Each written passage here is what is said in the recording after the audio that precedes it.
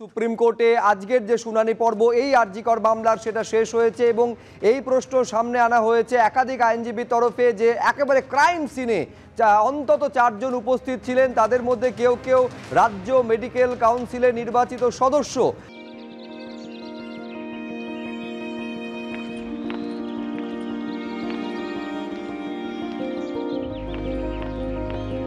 এমনকি এই প্রশ্নও সামনে, এমনকি সাগর দত্তের প্রসঙ্গ আপনারা দেখলেন যে সরাসরি করুণা নন্দী যিনি সিনিয়র চিকিৎসকদের আইনজীবী হয়ে দাঁড়িয়েছিলেন, সাগর দত্তে যে হামলার ঘটনা ঘটেছে সেই প্রসঙ্গ তিনি সামনে এনেছেন। 7 জনের বিরুদ্ধে তদন্ত চালাচ্ছে সিবিআই। এখনো কিভাবে তারা কাজে কর্মরত রয়েছেন, আর্থিক দুর্নীতির অভিযোগে সিবিআই স্ক্যানারে তারা এখনো ক্ষমতায় রয়েছেন, ক্রাইম সিনেও তারা ছিলেন, অবিলম্বে সাসপেন্ড করা উচিত, এই আবেদন করেছেন আইনজীবী করুণা নন্দী। এটা কোনো সাধারণ ধর্ষণ এবং খুনের ঘটনা নয় বলেছেন ইন্দিরা জয়সিং যিনি জুনিয়র চিকিৎসকদের আইনজীবী। 7 জনের বিরুদ্ধে তদন্ত চালাচ্ছে সিবিআই। কিভাবে তারা এখনো কাজে থাকতে পারেন, আর্থিক দুর্নীতির অভিযোগে সিবিআই স্ক্যানারে তারা ক্ষমতায় এখনো পর্যন্ত রয়েছেন, ক্রাইম সিনেও তারা ছিলেন, অবিলম্বে তাদের সাসপেন্ড করা উচিত। একাধিক আইনজীবী করুণা নন্দী থেকে শুরু করে আইনজীবী ইন্দিরা জয়সিং এই মন্তব্য করেছেন এবং তারা এটাও বলছেন যে অন্তত ছুটিতে তাদের পাঠানো হোক। সাধারণ খুন বা ধর্ষণের ঘটনা এটা নয় বলছেন ইন্দিরা জয়সিং।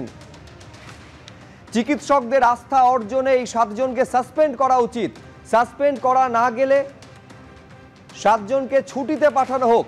এখনো তারা ক্ষমতাসীন থাকলে কিভাবে কাজে ফিরবেন জুনিয়র ডাক্তাররা?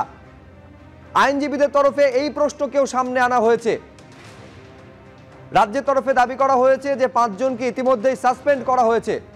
আমি সরাসরি কথা বলবো আমাদের প্রতিনিধি সৌভিক মজুমদারের সঙ্গে। সৌভিক, এইটা আমাদের জানাও, এই যে প্রায় 1 ঘন্টার কিছু বেশি সময় ধরে শুনানি পর্ব চললো, সেখানে কোন কোন বিষয় সামনে এলো, কি পর্যবেক্ষণ থাকলো আজকে সর্বোচ্চ আদালতের?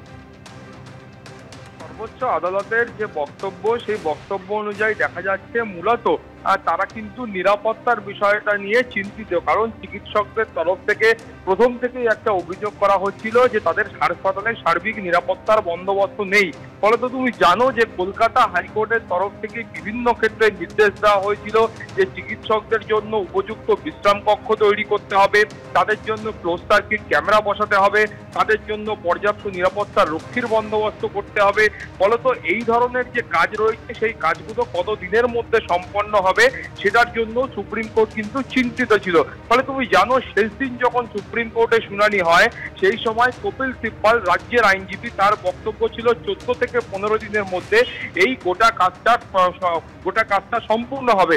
কিন্তু তারপরে তোমাকে বলবো যে আজকে যখন রাজ্যের তরফ থেকে বক্তব্য পেশ করা হয় সেই সময় দেখা যায় রাজ্যের তরফ থেকে বলার চেষ্টা হয় যে 15ই অক্টোবরের মধ্যে এটা সম্পন্ন হতে পারে। সুব্রজিৎ, ধন্যবাদ সৌভিক।